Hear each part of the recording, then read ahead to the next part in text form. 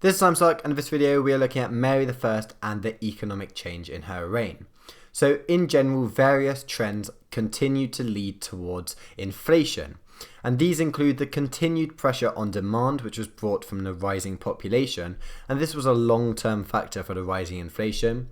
The debasement of the coinage was a medium-term factor in inflation, and then there was harvest failures in 1555 and 1556, and this led to a shortage of food and a severe strain on wages for the poor.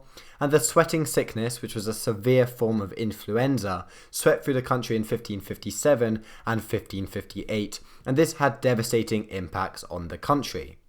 But Mary's financial reforms were mainly positive, and it was positive in the way that the financial administration was improved. So the Duke of Northumberland in Edward VI's reign had sought to set up a commission to investigate the shortcomings of the system and recommend reforms. However, Edward's premature death stopped the recommendations from being implemented. Instead, Mary was able to implement some reforms in 1554, even whilst the main man behind the recommendations, which was Walter Mildmay, had been regarded with suspicion over his religious grounds.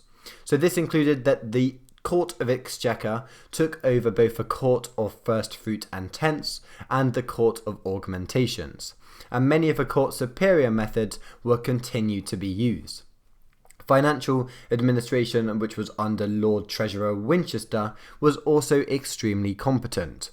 But Mary also managed to increase the long-term financial security of the crown by planning to revalue the currency, and this was after the great debasement of the 1540s, where the coinage was debased many times.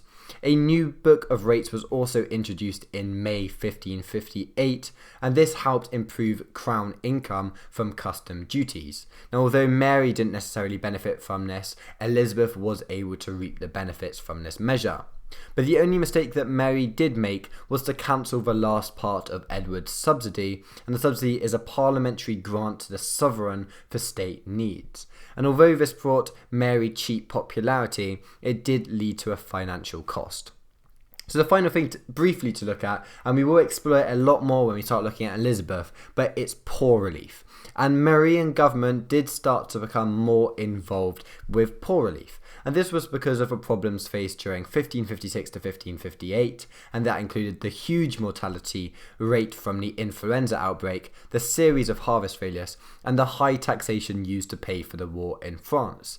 So particular emphasis was placed upon laws against grain hoarders, and there was a strong encouragement to convert pasture land, which was used for livestock, into tillage, and that's land for growing crops.